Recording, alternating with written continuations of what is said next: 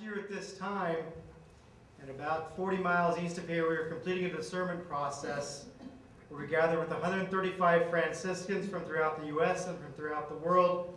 We were representing different aspects of the Franciscan community, the First Order men's community, the Second Order Port Clares communities, the Third Order women's communities, the Third Order men's communities, the Third Order secular community, and ecumenical Franciscans. We've got lots of different ways we're shaped. This was the largest single gathering of such a diverse group of Franciscans looking for the sole purpose of just bringing our Franciscan charism to the larger efforts of social change and changing and working in public policy. In this past year, and it may or may not be a year to the date or a year after the date because they put that little leap year thing in there, but in less than a year with the work of the steering committee, the action commission, and some really good staff folks who are working with us, we've been able to get 41 member congregations to join us and to develop this ways of our structures in a way for us as a new way as Franciscans to join in the larger efforts already happening. We're not seeking to replace other efforts, but seeking to actually join those to bring that strength and that breadth we have as Franciscans. Through our work and through our initiatives, we're looking at doing this in three particular ways that we've kind of trying to bring together this idea of this Franciscan Action Network. First, and most importantly, we bring that Franciscan theological and spiritual tradition. That aspect of what it means to have that 800-year history of more of a Franciscan movement attempting to figure out what it means to follow Christ in the footsteps of Christ, just as our predecessors, St. Francis and St. Clare did, and the thousands and millions of people that have followed since then. It's our call for us today. Second in this deep tradition, as Marianne mentioned, we are large. We have 450 institutions in the United States that are ministering with 2 to 3 million people. But we're also an international community. We have people that are Franciscans, they're seculars, they're religious women, religious men, and people with Franciscan hearts in almost every country throughout the world. So part of our effort is how do we bring these folks together in a true kind of grassroots percolation up as we try to bring about transformation. These Franciscan people who we serve will be this grassroots way of joining with the larger efforts already happening. And third, the third element we plan to bring is that aspect of social networking, that aspect of relational organizing, that way of using technology in a way that we can really motivate and move and amplify the voice of all these folks that share this Franciscan spirit. We believe that through this combination of the Franciscan spirit, our access to these many people and the many stories that are out there of people on the ground, that are out there working with people every day to care for our creation, to care for persons who are poor and marginalized, to work for peace. By bringing these stories together through the use of technology and the use of really bringing and developing those relationships, we can really try to bring about and be an actor for social change.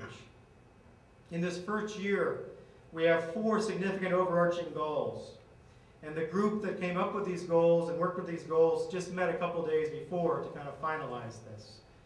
First, we plan on providing training opportunities in Franciscan peacemaking with our key colleagues and partners at Pace Bene, looking for things for care for creation and training and some other skills development so we can both deepen the number of people or the people already involved, deepen their abilities to do work in social transformation, but also to widen and increase the number of people involved in that networking. Our hope and our goal is a broad goal. It's a kind of scary goal. We hope to organize at least 10,000 Franciscan action advocates in this year. Actually by October, we kind of set ourselves a goal of Feast of St. Francis. It's a good thing, October 4th. We believe and we know that there are these folks already out there. They're already out there. We see them in our ministries all the time. The problem is they're working beside each other without even knowing each other exists. And so part of our goal is to try to figure out how do we start making those connections and then start growing from there. We plan on participating particularly in some advocacy efforts around peacemaking. It's one of the reasons why we chose to launch here at Ecumenical Advocacy Days with this particular focus on peacemaking we have for this weekend as we move on from this point. We'll also be looking at care for creation, and particularly around the areas of global warming, as well as looking at the issues that are coming around persons who are poor and marginalized, primarily around immigration, it looks like this particular year. These efforts will be both focused on both an international and domestic side, reflecting the character of what it means for us as a global Franciscan movement, as a global Franciscan community. And of course, we want to try to develop the infrastructure to develop and support this effort. We have bold goals, high aspirations, maybe not as humble as we Franciscans seem to like to think we are. But we can be this larger effort of social transformation. It can happen. But to reach these goals, the reason why I believe, and I know we can reach these goals, is because there's some key people we need to recognize that are going to be a part of helping make this happen. And if you look at your programs, in the very back page, the names of a lot of those key people are listed. First, there is our steering committee. These serve in the capacity both as our board, but also the folks that are as guiding advisors, helping us through this whole process. They're the ones that helped us get to the meeting we had last year in Baltimore and to shepherd us through a process of being launched today. Second is the Action Commission. These are the folks that are really going to be, as we comprise this Franciscan Action Network, if you will, they are the field organizers, because they're spread throughout the United States. We have roughly 21 of them by the time we get all of them listed. And these are the folks that are helping us both keep grounded and connected with our folks that the Franciscan ministry is already out there, helping to organize from the ground up as we continue to kind of have this percolation up of the change and transformation. The third area is the Action Center, or the staff. Our staff is based here in Washington, D.C., over near Catholic University. And our role is, again, to help maintain the infrastructure that we're trying to create in this network with the technological pieces as well as some of the information pieces.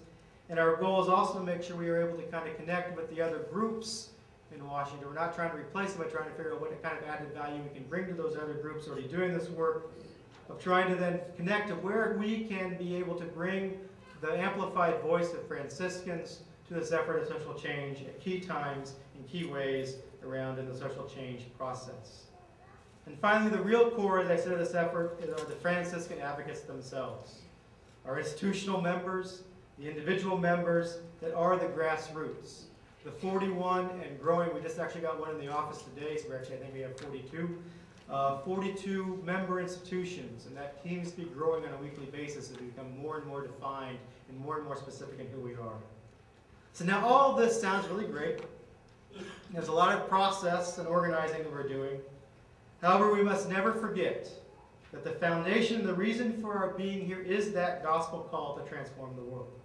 We are continuing to follow and trying to recreate in this time and place that example of following the footsteps of Christ that St. Francis and St. Clare and countless Franciscans before us have gone. We stand on their shoulders as we attempt to live this gospel, live this invitation to make God more evident in our world.